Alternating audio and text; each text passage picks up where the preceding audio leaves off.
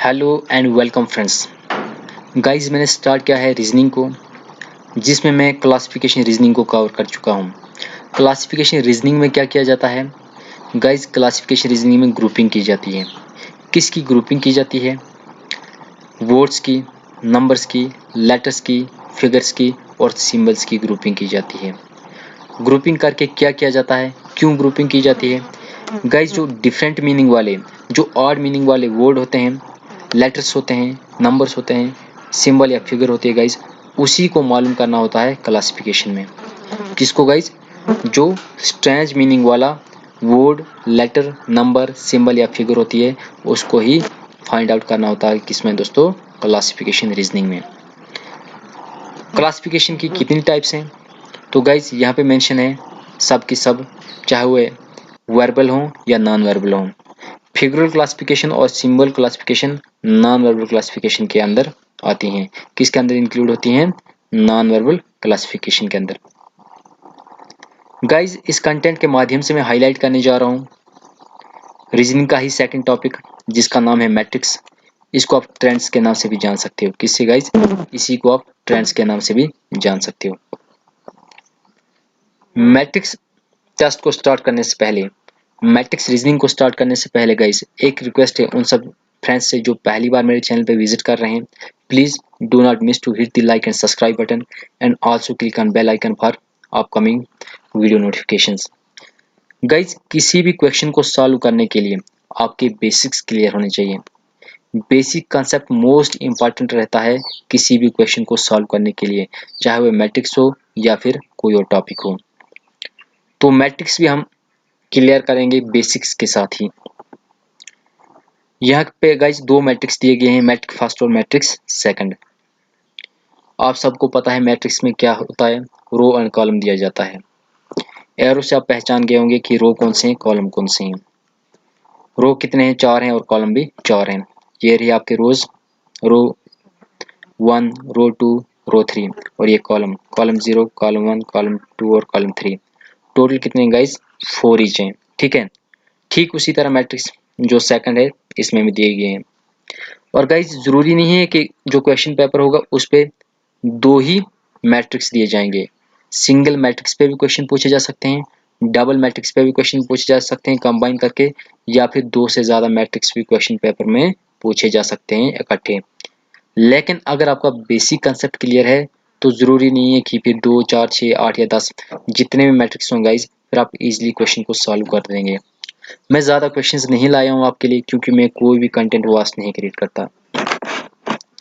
Guys matrix test का सबसे पहले मैं जो क्वेश्चन लेने जा रहा हूँ वो बेसिक्स के साथ लूंगा। क्वेश्चन क्या है? व्हाट इज द कोड और value of m in the first matrix? क्या पूछा जा रहा है गाइस? वैल्यू पूछी जा रही है m की पहले मैट्रिक्स में।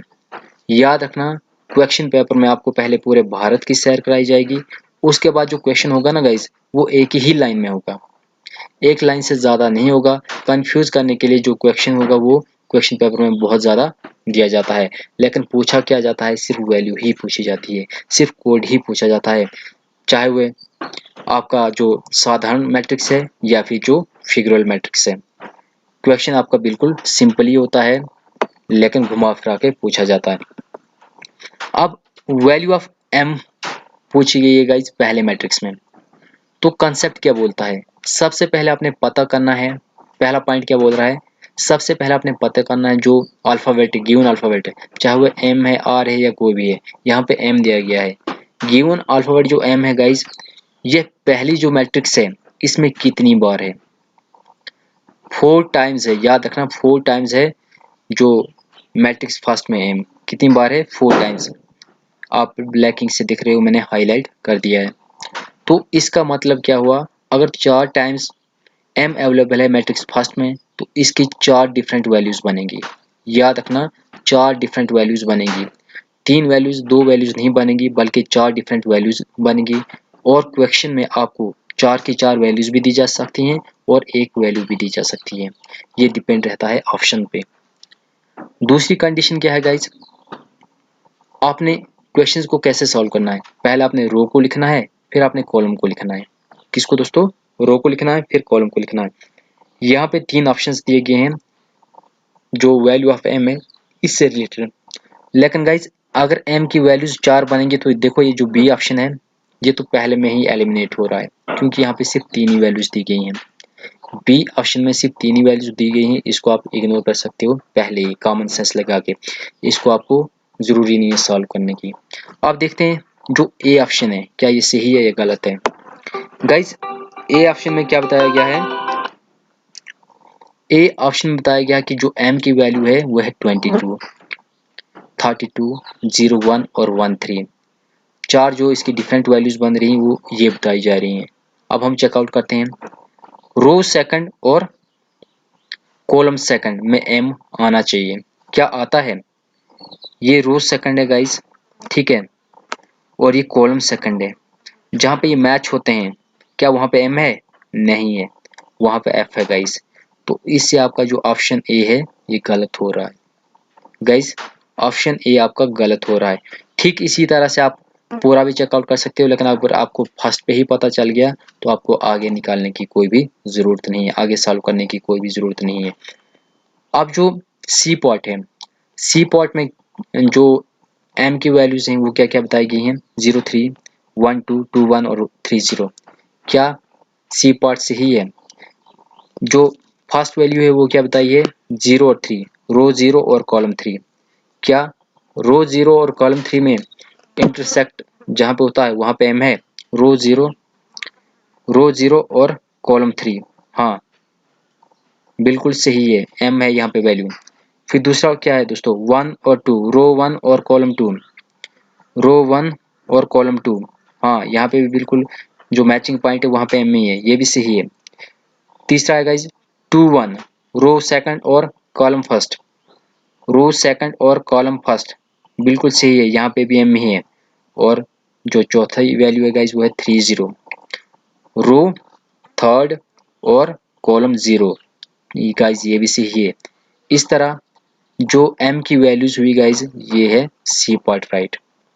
जरूरी नहीं है कि आपको 4 ही वैल्यूज दी जाएंगी गाइज, आपको मात्र एक वैल्यू भी दी जा सकती है। जैसे आपको वैल्यू पूछी जा सकती है m की वैल्यू, लेकिन ऑप्शन में सिर्फ आपको होगा 22, 23 और 03। तो वहाँ पे आपको बिल्कुल इजी से सॉल्व कर दोगे, क्योंकि वहाँ पे आपको ज़्यादा क्वेश्चन सॉल्व करने की नीड नहीं होगी, ज़्यादा वैल्यूज को देखने की ज़रूरत नहीं होगी। और ज़रूरी नहीं है कि एक ही अल्फ़ाबेट पूछा जाए गाइस, एक से ज़्यादा अल्फ़ाबेट्स भी पूछे जा सकते हैं, एक बहुत बड़ा वर्ड भी पूछा जा सकता है मैट्रिक्स में। लेकिन अगर आपके बेसिक क्लियर हैं तो ज़रूरी नहीं है फिर आपको कितना भी बड़ा क्वेश्चन पूछा जाए। अब जो क्वेश्चन सेकंड है वो क्या बोला जाता, क्या है गाइस, वो है कोड ऑफ फिन। फिन का कोड पूछा गया है, लेकिन किस में दोस्तों, दोनों मैट्रिक्स में कंबाइन करके फिन का कोड पूछा गया है। इसका मतलब कुछ अल्फ़ाबेट्स यहाँ से उठाने पड़ेंगे और कुछ अल्फ़ाबेट्स यहाँ से। तो वैल्यूज भी दी गई हैं अलग अलग, 3 ऑप्शंस दिए गए हैं। तो यहाँ पे आपने क्या करना है दोस्तों, फिन की वैल्यू को फाइंड करना है। लेकिन सबसे पहले अपने बेसिक कंसेप्ट को माइंड में याद रखना है। यहाँ पे क्या बोल रहा है, थर्ड पॉइंट क्या बोल रहा है, अगर मोर देन वन अल्फ़ाबेट, अगर एक अल्फ़ाबेट से ज़्यादा है तो जो फिर गिवन वर्ड, गिवन अल्फ़ाबेट्स होंगे गाइस, उनका जो आंसर डिपेंड रहेगा वो ऑप्शंस के ऊपर डिपेंड रहेगा कि ऑप्शंस आपको क्या दिए गए हैं, ठीक है। तो वही फार्मूला यूज करना है आपने, रो इनटू कॉलम, पहले रो और फिर कॉलम। सॉल्व करते हैं गाइस फिन की वैल्यू, पहले हम एफ की वैल्यू को चेक करते हैं। एफ कहाँ पे है गाइस, हाँ मैट्रिक्स फास्ट में है। इसकी वैल्यू क्या दी गई है, यहाँ पे 0 0 दी गई है पहले ऑप्शन में। क्या 0 0 एफ सही है? रो 0 कॉलम 0, यस एफ बिल्कुल सही है, पहली वैल्यू बिल्कुल सही है, क्योंकि रो भी 0 है और कॉलम भी 0 और वहाँ पे क्या है, एफ है। ठीक है गाइज, आप देख रहे हो तीनों ऑप्शंस में ये पॉइंट दिया हुआ है। अब हम देखते हैं आई की वैल्यू कितनी है, क्योंकि ये कंबाइन करके पूछा गया है। आई की वैल्यू दी गई है गाइज रो 5 और कॉलम 5, क्या ये सही है? आई कहाँ पे है, मैट्रिक फर्स्ट में तो नहीं है, मैट्रिक सेकंड में आपको आई देखने को मिल रहा है। और क्या बता रहे हैं, रो 5 और कॉलम 5, रो 5 और कॉलम 5 पाई आ रहा है, नहीं गाइस यहाँ पे एल आ रहा है। तो ये आपका ऑप्शन गलत हो गया है, ये पार्ट आपका नहीं बनेगा। ठीक इसी तरह 0 0 तो f की वैल्यू है जो हम पहले में सॉल्व कर चुके हैं। क्या 76 i की वैल्यू है? तो गाइस i कहाँ पे है? रो 7th और कॉलम 6th, रो 7th और कॉलम 6th पे i है। हाँ गाइस, यहाँ पे जो इंटरसेक्ट हो रहा है जिस प्लेस पे, वहाँ पे आपको i देखने को मिल रहा है। तो बी पार्ट जो 76 है ये भी सही है। क्या जो थर्ड वैल्यू है 66 ये सही है? रो 6 और कॉलम 6 क्या है? रो 6 और कॉलम 6 पे एल है। नहीं गाइस, ये भी गलत है, ये ऑप्शन भी नहीं आएगा। अब आपने देखा कि जो फर्स्ट वैल्यू है एफ की वो तो सही है, 0 0 भी सही है, 76 भी सही है। अब हमको सॉल्व करना है मात्र एक, जो है 65। क्या 65 एन की वैल्यू है? तो रो 6 और कॉलम 5, रो 6 और कॉलम 5 पे एन आ रहा है। हाँ गाइस, एन आ रहा है। तो इस तरह जो कोड ऑफ फिन हुआ, दोनों मैट्रिक्स को कंबाइन करके वो क्या है? 0 0 7 6 और 65। ठीक है गाइस, ये एग्जांपल्स कुछ आपके लिए हैं, इनको भी आप सॉल्व कर सकते हो। लेकिन एक बार फिर से बोल रहा हूँ, इनको सॉल्व करने के लिए गाइस आपको जो बेसिक कंसेप्ट है वो क्लियर होना चाहिए। बेसिक कंसेप्ट में क्या करना होता है, जो भी अल्फ़ाबेट, जो भी वर्ड या जो भी लेटर आपको पूछा जाता है, सबसे पहले आपने मालूम करना है वो गिवन मैट्रिक्स में कितनी बार प्रेजेंट है। दूसरा, निकालने का तरीका क्या है, पहले आपने रो को लिखना है, उसके बाद कॉलम को लिखना है। ठीक है। और तीसरा जो इसकी कंडीशन है, या जो तीसरा पॉइंट आपको याद रखना है गाइस, वो है अगर एक से ज़्यादा अल्फ़ाबेट हैं, याद रखना, अगर एक से ज़्यादा अल्फ़ाबेट हैं तो जो ऑप्शन रहता है डिपेंड गाइस, वो किसके ऊपर डिपेंड रहता है? जो आंसर डिपेंड रहता है वो ये किसके ऊपर डिपेंड रहता है गाइस? ये डिपेंड रहता है ऑप्शंस के ऊपर।